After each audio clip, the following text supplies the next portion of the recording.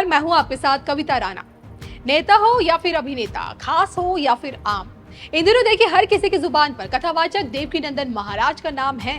देश की राजनीति में धर्माचार्यों की भागीदारी की मांग करने वाले, संसद की चौखट तक योगी जैसे संतों को पहुंचाने की बात करने वाले देवकीनंदन महाराज ने अब की बार वक्फ बोर्ड की दादागिरी पर जुबानी प्रहार किया है। वक्फ बोर्ड संशोधन बिल को जेपीसी में भेजे जाने के बाद देखिए हर किसी को यही लग रहा था कि भाई ये जो मसला है ये ठंडे बस्ते में चला गया है, जबकि ऐसा बिल्कुल नहीं है, क्योंकि अब देवकीनंदन महाराज ने वक्फ बोर्ड के बदले हिंदू बोर्ड बनाने की डिमांड कर डाली है, जिसे लेकर कट्टरपंथी ताकतें चिड़ी बैठी हैं। क्या है पूरे का पूरा मसला जिस पर बवाल मचना अब तय समझिए, आइए आपको बताते हैं इस खास रिपोर्ट में।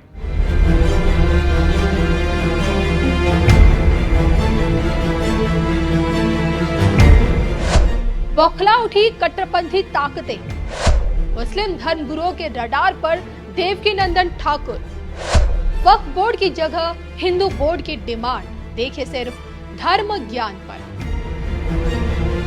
वक्फ बोर्ड पर यही आरोप हमेशा लगते आए हैं कि अल्लाह के नाम पर वक्फ बोर्ड जिस किसी भी जमीन पर नजर डालता है उसे अपनी जागीर बताते हुए उसे अपना बना लेता है, फिर चाहे वो जमीन सरकारी हो या किसी हिंदू की हो। ना ही आप वक्फ बोर्ड के खिलाफ कोर्ट में जा सकते हैं और ना ही हाई कोर्ट या सुप्रीम कोर्ट में वक्फ बोर्ड के फैसले को आप चैलेंज कर सकते हैं। यानी कि चट भी अपनी और पट भी अपनी। यहाँ तक कि हिंदू के तीर्थों को भी वक्फ बोर्ड ने बिल्कुल नहीं छोड़ा, और इसके पीछे की वजह क्या? 1954 का वक्फ एक्ट।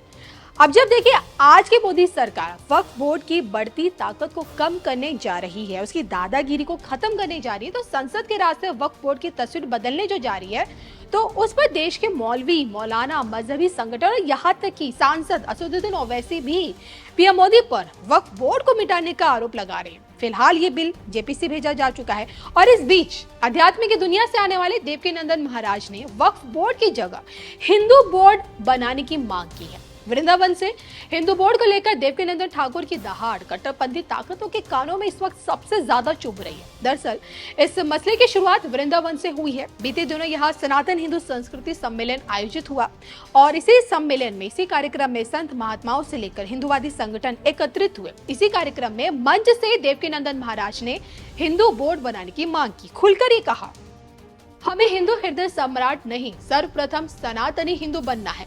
हिंदुस्तान में वक्फ बोर्ड नहीं, हिंदू बोर्ड बनना चाहिए। अब जब देखिए देश में वक्फ बोर्ड को खत्म करने की मांग उठी है, हिंदू बोर्ड बनाने की प्लानिंग हो रही है, तो ऐसे में all India Muslim personal law board full active है।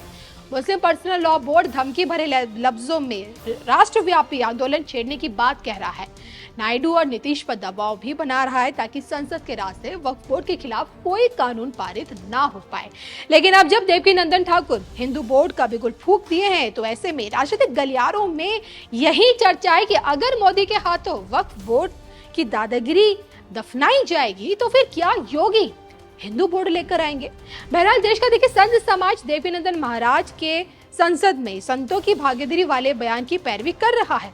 देवकीनंदन के समर्थन में आगे आए आवाहन अखाड़े के महामंडलेश्वर अतुलेश्वर उर्फ आचार्य शेखर महाराज ने खुलकर ये स्वीकारा है कि देश की सत्ता संतों के हाथों में सुरक्षित है। मोदी योगी का उदाहरण देते हुए उन्होंने ये बयान दिया है, हम तो चाहते हैं कि सदन में 50 क्या 200 धर्माचार्य जाने चाहिए, क्योंकि हमारी ऋषि परंपरा रही है, भगवा ही परंपरा रही है, और जिसके कपड़ों में जेब ही नहीं होगी तो न्यायपूर्ण कार्य होंगे। योगी और मोदी का होना हमारे लिए सौभाग्य है। प्रत्येक राज्य से ही नहीं, हर विधानसभा से भगवाधारी सदन में होना चाहिए।